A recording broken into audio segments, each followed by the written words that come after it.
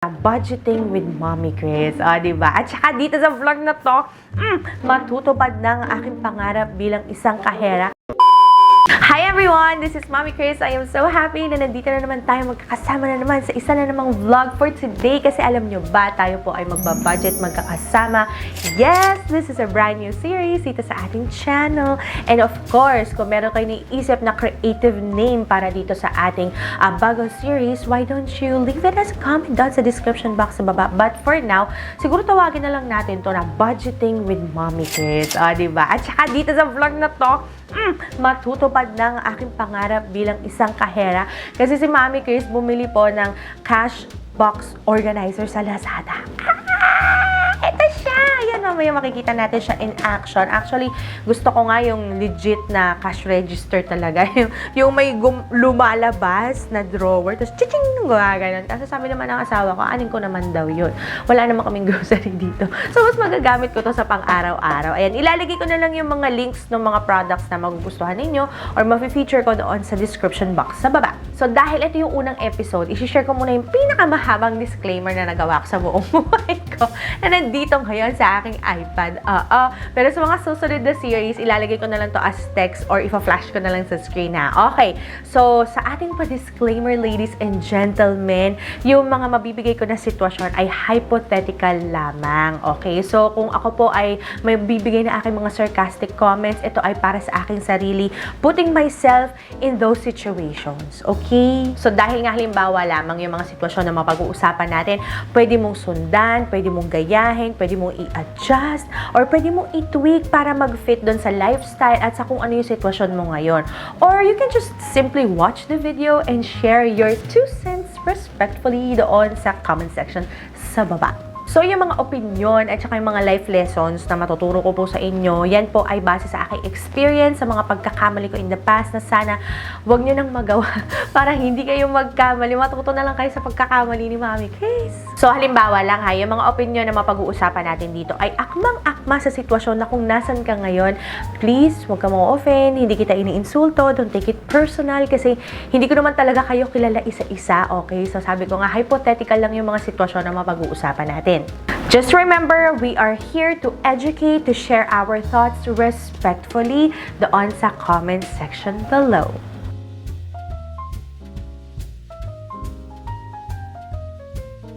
So, para sa ating unang episode, ang ating starting budget ay 15,000 pesos. So, para kasi sa akin, sa opinion ko lamang ito, 15,000 as an entry-level salary ng isang college graduate ay medyo acceptable na. Ito na yung pinakamababang pwede kong tanggapin bilang isang college graduate. Pero of course, kung kayo ay tumanggap ng higit pa sa 15,000, edi ang saya-saya. At kung kayo naman ay tumanggap ng mas mababa sa 15,000, always have that open mind na may itataas pa yung sahod ko. So 15,000 yung net salary. Ibig sabihin, eto na yung after taxes, lahat ng pwede mabawas na. Eto na yung talagang iti-take home mo, yung i-withdraw mo sa ATM. Solid 15,000 every month. So, eto na nga yung challenge natin. Babudgetin natin si 15,000 pesos para sa isang single individual at saka para sa isang married couple. Wait lang, Mommy Chris, bakit married couple? Bakit hindi pamilya? Bakit walang anak? So, mamaya mapag-uusapan natin yan. Bakit walang anak? Bakit sa mag-asawa lang?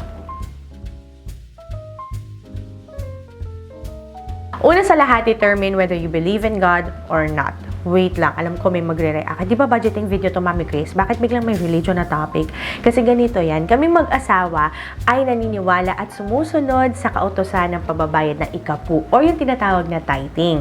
Pero halimbawa, hindi ka naniniwala sa tithing, hindi mo ito pinapractice, I respect you. Pero sa mga susunod na episode, makikita mo talaga na babawasan natin ng 10% yung ating mga earnings kasi ako, proven and tested ko na ito. Mas gusto ko na 90% nasa akin, 10% ibabalik ko sa Diyos kasi para sa Kanya yon, pera niya yon, yun ay hindi ko nanakawan, yun ay hindi ko kukupitan kasi mas gusto ko na lang yung ganon, na alam ko na may divine intervention ako kahit 90% yun nasa akin, kaysa sa 100% lahat-lahat ng kinita ko nasa akin tapos pabayaan ako ng langit mag-isa. It worked for me for so many years at wala pa akong kakilala or nakita na sumusunod sa law of tithing tapos sobrang naghirap sa buhay. So, kahit nung gipit-gipitan si Mommy Chris ninyo, I still pay my honest 10%. Alright, masyado na bang marami ang ating chikahan? Hindi ba tayo nakapagsimula mag-budget? Well, let's begin. Buksan na natin itong ating cash box. Ang lakas talaga makakahera vibes nitong cash box na to. Enjoy na enjoy ako kasi kita ko lahat ng iba-ibang denomination ng aking ANDA dito sa box. Anyway, so like I mentioned kanina, ang una kong gagawin ay tatanggalin ko na yung aking ikapu, which is 1,500. 10% ito ng aking monthly salary na 15,000 pesos. Gagamit lang ako ng notepad para malibelan ko itong pagsasegregate natin ng budget. So ilalagay ko na kagad dito 1,500 pesos. So, yung pagbabayad ng ikapu, this is mandatory, this is non-negotiable para sa akin. At alam nyo ba na malaking factor yung pagbabayad ng tithing kung bakit din kami nakaipon ng aming first million at kung bakit umaangat yung aming kabuhayan. Malaking blessing talaga yung natanggap namin dahil sa pagbabayad ng ikapu. Do you also practice this? Let me know doon sa comment section below. If not, are you willing to do so? Or parang pass muna. Share mo lang yung iyong mga thoughts doon sa baba.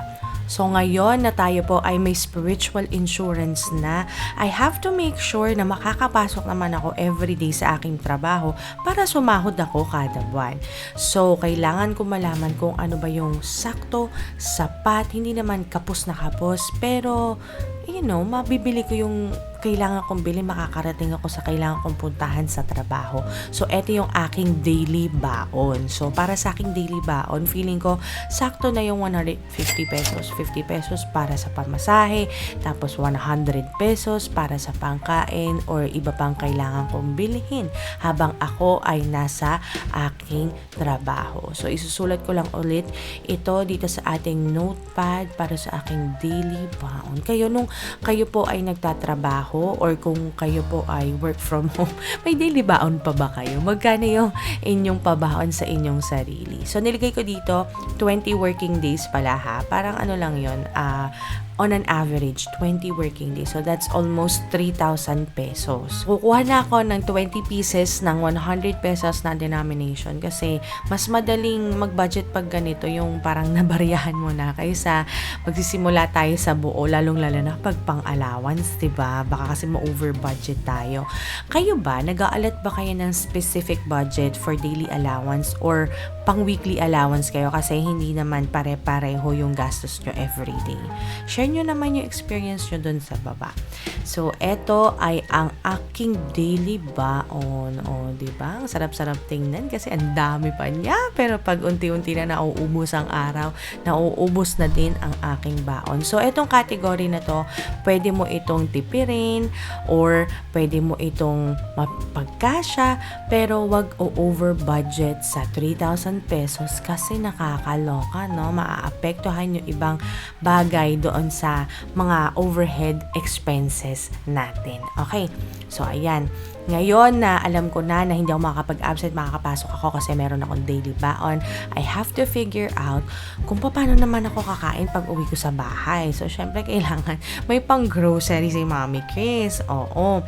So, ang iniisip ko, ang pinaka-okay na budget para sa grocery, let's say, the same amount na nilaan ko para sa akin daily baon. How about 3,000 pesos? So, pag sinabi natin groceries, andito na lahat yung pang-personal hygiene, pang snacks, pangkain. Alam ko, liit ng 3,000 pesos sa totoo lang. Pero kasi parang iniisip ko ang setup nito ay nakatira pa rin ako sa parents ko.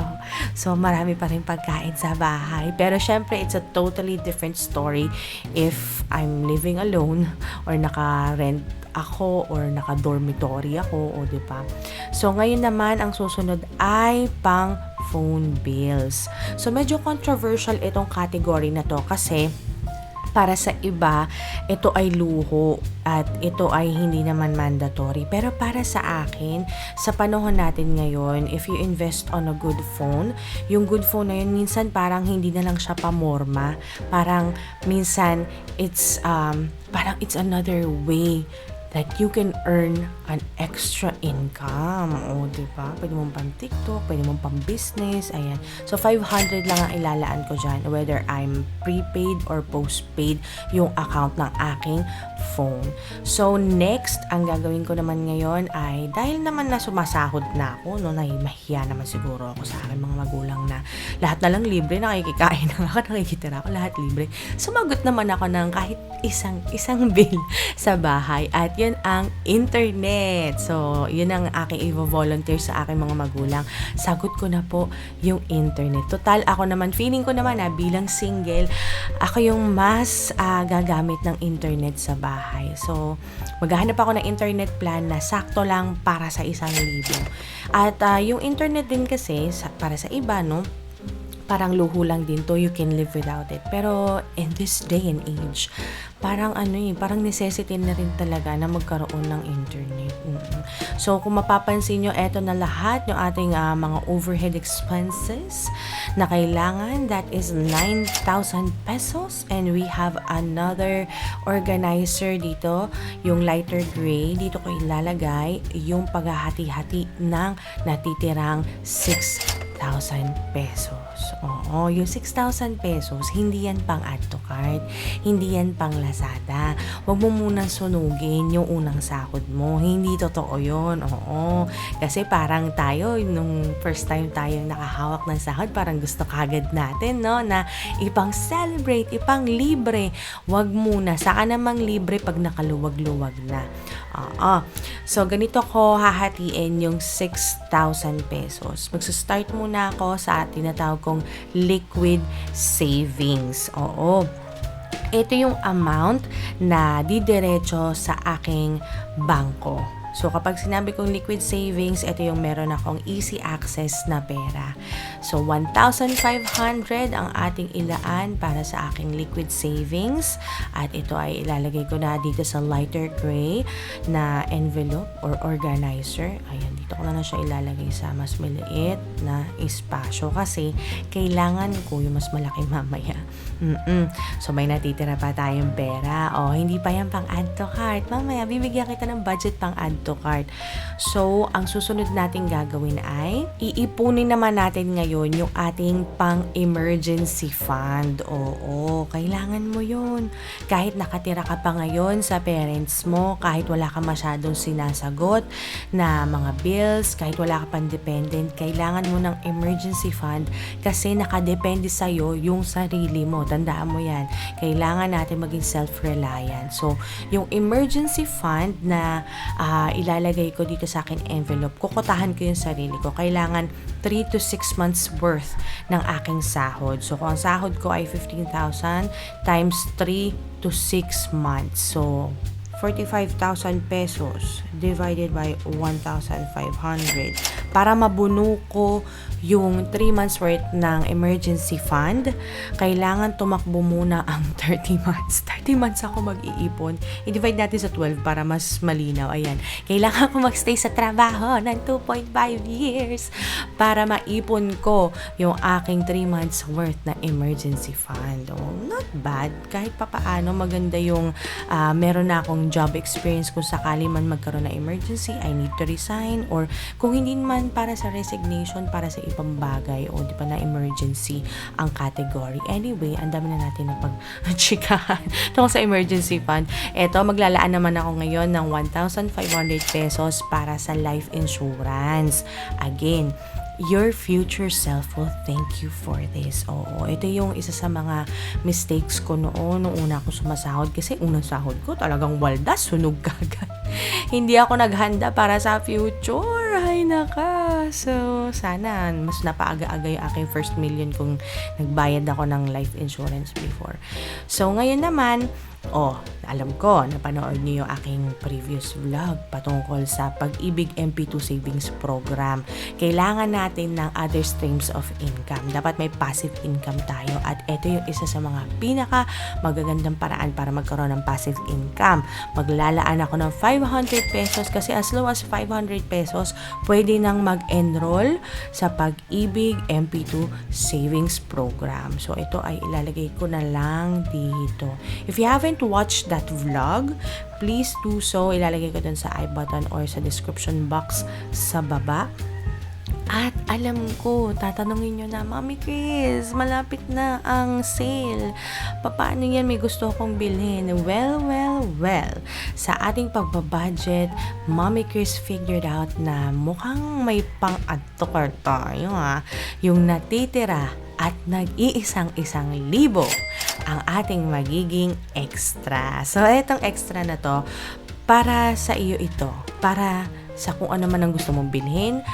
Kung gusto mo itong idagdag sa liquid savings, pwede. Kung pwede sa emergency fund, pwede. Kung pwede mo idagdag dun sa MP2 savings account mo, pwede rin. Ikaw ang bahala. Or pwedeng ito yung pangsimula mo ng side hustle mo. Or parang mini negosyo. O, diba? Why not?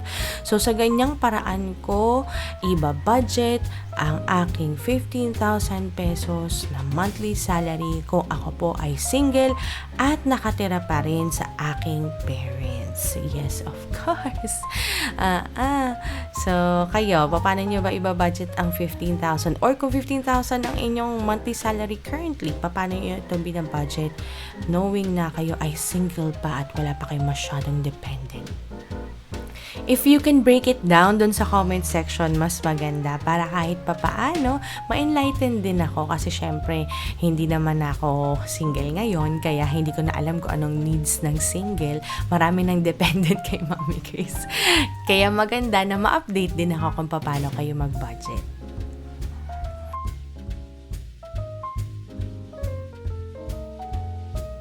So that, my friends, ang example kung paano ko ba budgetin ang 15,000 pesos. So dahil one stream of income lamang ito para sa isang individual na kagaya ko, meron ako mga rules na i-implement sa sarili ko. Una sa lahat, no dining out unless libre. Unless libre ni boss, unless libre ng mga coworkers. Never ako mag-i-initiate ng kain sa labas kasi wala po siyang budget. Hindi ko siya kayang hanapan ng budget. Unless gusto mo yung extra na 1,000 pesos, doon mo dalhin. Pero sayang kasi. Pangalawa, wala munang jojowa. Oo. So kahit nasabihin natin si Mami Chris nyo yung nililigawan, hindi ako yung nanliligaw. Kahit papaano, kapag nasa isang relasyon, talagang may mga gusto kang ibigay sa kanya, pa-experience sa kanya na kailangan mo ng anda. So, ayun. Para sa akin, ang pagjojowa ay gastos lang. Unless siguro may exemption na talaga may magjowa na hindi ko magastos talaga na habang during the dating relationship. Pangatlo, gustuhin ko man mag-move out kasi natotoxican na ako sa bibig ng nanay ko. Joke lang ha. Ayan. Hindi ko gagawin yon. Titiisin ko muna o kaya susulitin ko muna yung mga luto ni nanay kasi hindi ko pa afford ang apartment. Siguro kung gusto mo mag-bed space pero masyadong mababa ang sahod para mag-move out, might as well stay with your parents muna.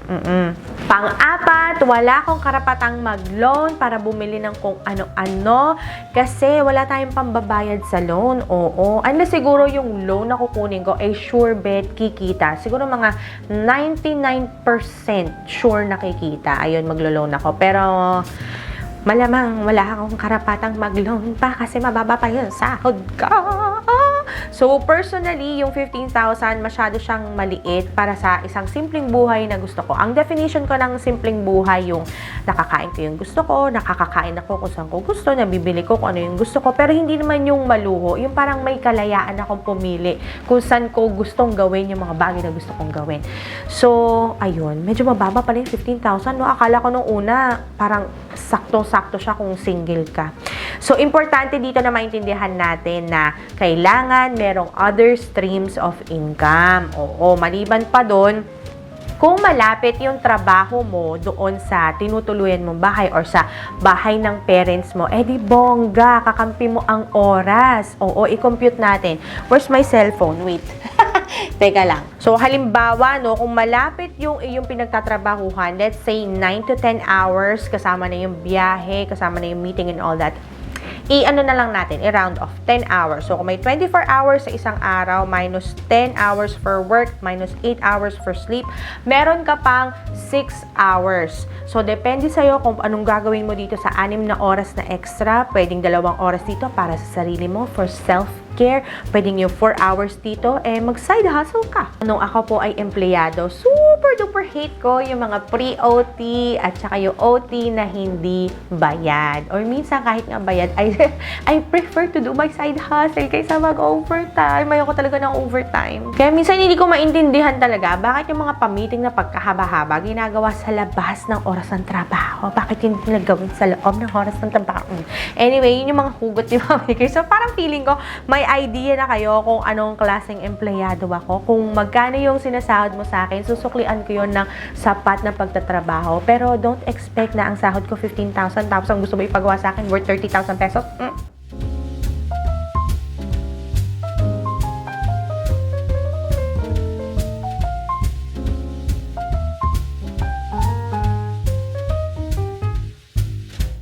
So, kahit may asawa na ako ngayon, kailangan ko pa rin magbayad ng ikapu. Lalong-lalo na kapag may dependent na or lalong-lalo na kapag may pamilya na kayo, kinakailangan talaga na mag-practice ng pagbabayad ng tithing or pagta-tithing or pagbabayad ng tithes. Oh, basta yon. Kasi tawag ko dito pagta-tithing. Anyway, tatabi ko na yung 1,500 kasi para sa Diyos yan. At ang mga susunod na category natin dito sa ating monthly budget ay ang mga sumusunod. Oo. So, kailangan ma-figure out ko ulit kung paano ako makakapasok kada araw para may sasahurin ako para sa akin at para sa aking asama. So, kung dati nung single ako, ang aking baon ay 150 pesos. Ngayon, feeling ko 100 pesos na lang. 50 pesos pang kain, 50 pesos pamasahe. Tapos, magpapabaon na lang ako sa misis ko. Oo, para mas makatipid. So, maganda na itabi na natin dito sa side na to yung aking pangbaon.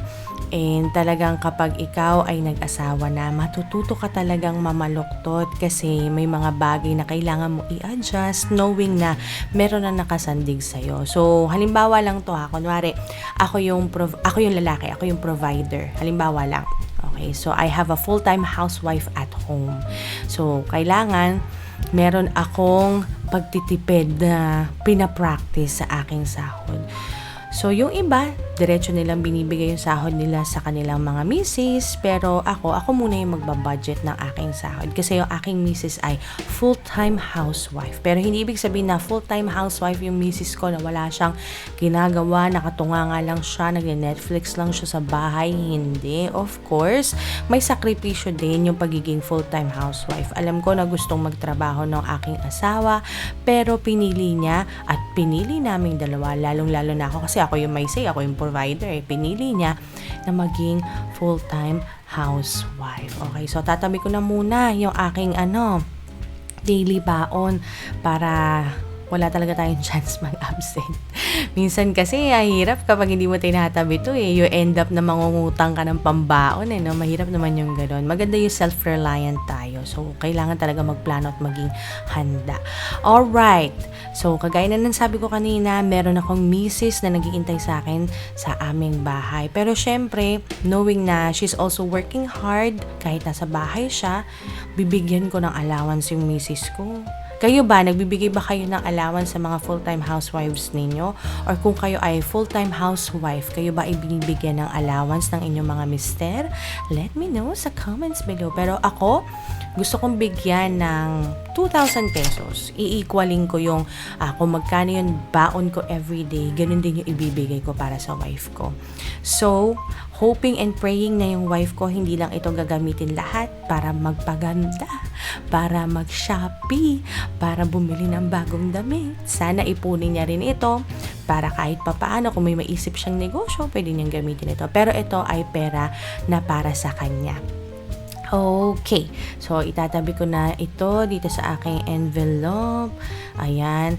Now, I just want to share with you guys. Ito, hindi na to hypothetical situation. Alam nyo ba, na nung nagsisimula kami ni Daddy Justin, we tried yung ganun setup, yung ibibigay niya lahat yung sahod niya sa akin. Pero we always end up arguing, bickering. Naging issue sa amin yun. If you want me to do a story time about it, let me know sa comments para machika ko yun sa susunod na vlog natin. Anyway, so nagtatabi na ako ngayon ng 2,500 para sa tinatawag na utilities. Okay. So, ang setup namin mag-asawa ay dahil medyo maliit pa yung sahod ko, makikipisan muna kami sa aking parents. Pero hindi ibig sabihin na libre lahat. Hindi kami nakatira sa hotel, ano? Baka itakwil ako ng mga magulang ko kapag ganun ang ginawa ko. So, may mga bagay akong sasagutin sa bahay. So, pwede akong sumagot ng gas, ng electricity, ng water. Pero ang iaalat ko dito ay 2,500. Medyo lalambingin at kakausapin ko din yung aking parents para kahit papaano ayan, medyo mapapayag natin sila na hanggang dun lang muna yung kaya kong i-shell out. Pero ang magiging pangako ko sa aking mga magulang, hanggat nakapisan ako sa kanila, hahanap ako ng paraan para mag-increase yung aking income para mas malaki yung maiabot ko sa kanila. So, yun lang yung medyo downside ng pakikipisan. Kailangan ay meron ka ring sasagutin, kailangan kahit papano makikisama ka. Kami na try namin ni Daddy Justin yun at the beginning of our marriage kasi hindi na tumugma yung timeline ng pagre-rent ng apartment sa trabaho ko, kaya we ended up staying at my parents' house. But I'll tell you more about that sa separate vlog, yung mga struggles namin at the beginning of our marriage. So, ayan. Susunod nating bibigyan ng allocation or budget ay si groceries. Oo. So, kung dati 3,000 ang aking allotted budget para sa groceries, nung single pa ako, ngayon may asawa na ako, nag-increase 500. Nag-increase ng 500. 3,500 na siya ngayon. Pero, mababa pa rin siya kasi para sa dalawang tao. Alam nyo, dito ako mapapatunayan ang galing ng aking misis sa pagbabudget kapag na gawa niya mapagkasya yun, 3,500. Oh, ayan, nagte-text na yung misis ko. Pag nagawa niyang mapagkasya yung 3,500 para sa aming dalawa. Medyo tight talaga yung ating mga expenses, ano? Kung talagang matututo tayong mamaluktot, mapagkakasya natin ito. Pero at this point, sana hindi namin pag-awayan mag-asawa yung kakulangan ng aming funds. Pero syempre dahil nagbayad tayo ng tithing, alam ko may paraan ng Diyos para mapagkasya namin ito lahat.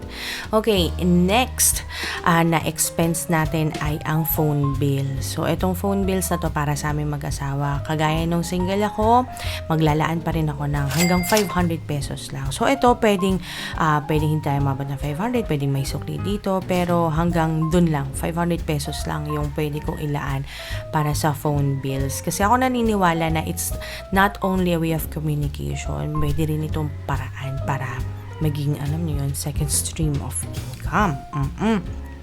And dahil nga nakikipisan tayo sa bahay, malamang yung mga seniors, yung aking mga magulang, hindi naman yan pala internet. Mas pala internet yung aking misis or yung aking mga kapatid, kung may kapatid pa akong kasama, no? So, maglalaan na lang din ako ng 1,000 pesos para sa internet connection namin sa bahay. At ilalambing ko na lang sa misis ko na habang siya ay busy sa pagiging full-time housewife, ay makahanap din siya ng side hustle, ng side racket na without compromising yung aming relationship, without compromising yung duties niya as a full-time housewife. Ayan. So, dito rin siya makakahanap ng other streams of income. At baka ako makahanap ako ng ibang trabaho na mas malaki yung sahod. So, ayan. Ang total overhead natin ay 13,000 pesos. I know, ang layo ng single, 9,000 lang, no? Tapos ngayon, 13,000 na. Kakaloka. So, may natitira na lang tayo magkano? 2,000 pesos. So, yung 2,000 pesos, ito yung gagawin natin. So, kung dati nagtatabi ako ng liquid savings, hanggang ngayon na may asawa na ako, gagawin ko pa rin yun. Kasi, syempre, ayoko naman na kapag nagkanda gipit-gipit, hingi ako lagi sa parents ko, hingi ako sa kapatid ko, hingi ako sa kapitbahay, sa barkada, sa kaibigan ko. So, gusto ko yung may madudukot kapag nagkakagipitan na tayo. So, itong liquid savings na ito will go straight to our bank account para may easy access tayo. Ilalagay ko na lang yan dito sa aking envelope. Ayun, tanggalin natin yung luma. Pagkatapos, gusto ko sana mas malaki yung maalat ko sa emergency fund Kaso, medyo nauubos na rin yung aking sahod. Pero ang mahalaga, may emergency fund pa rin. So, kung dati meron akong pang 1,500 pesos na emergency fund, ngayon, 500 pesos na lang. But still, diba, hindi masama. minsan, kailangan lang talaga natin na maging consistent, magugulat tayo, mapupuno din natin ang mga salop kapag tayo ay patuloy na nag-iipon. So, mapapansin nyo kung dati meron akong life insurance na binabayaran. Dito, nung ako'y kasal na, parang walang life insurance, kasi parang hindi ko alam kung paano ko siya ilalagay sa ating budget Pero, dito na papasok si Security Bank. Hindi ito sponsored ni Security Bank. So, si Security Bank, meron siyang all access na product. Ito yung savings account na yung account holder ay pwedeng magkaroon ng life insurance. Oo, may libre siyang life insurance. So, ang gagawin ko na lang ay magbubukas ako ng 2 Security Bank accounts na and or kaming mag-asawa kasi ang magkakaroon lang ng life insurance dito ay yung primary account holder.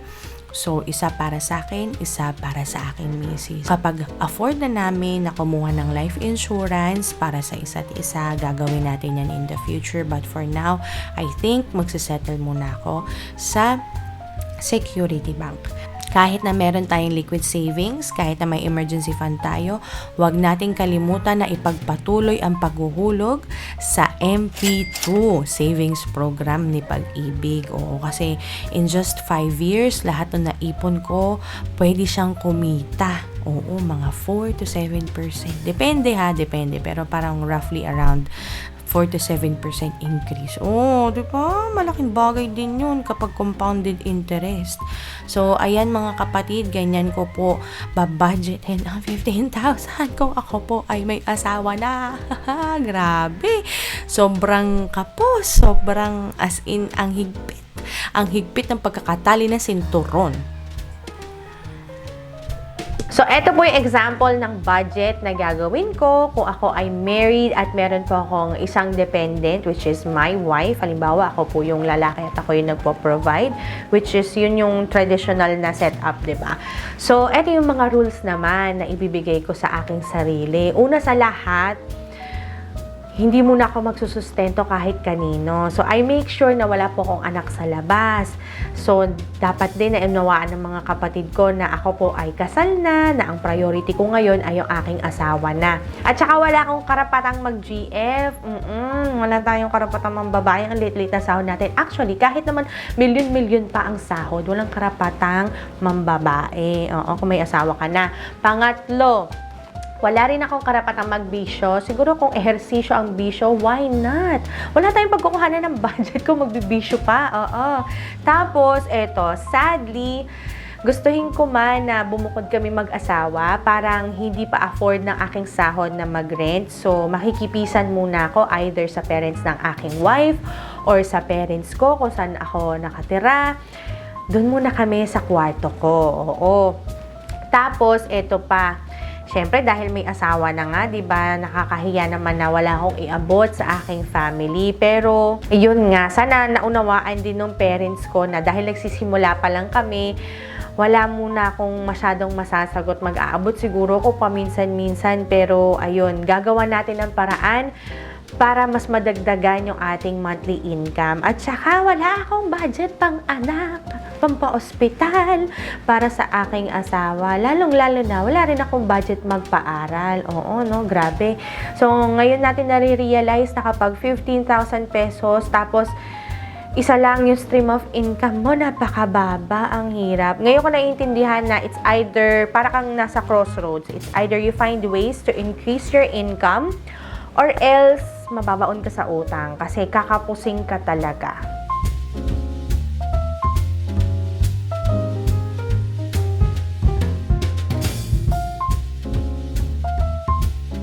So, tandaan natin na yung ating main income, lalong-lalo na kung isa lang to, at dito lang natin kinukuha lahat ng panggastos natin, will not be the defining feature of our wealth. Increasing our income, or better yet, multiplying our streams of income will. So, what are your thoughts sa ating budgeting for today? Paano nyo po hahatiin Yung 15,000 kung kayo po ay single at kung kayo po ay married at kung kayo po ay may mga anak. Tapos 15,000 pesos ang monthly income ninyo. Paano nyo po ito pinagkakasya nang hindi kayo nangungutang?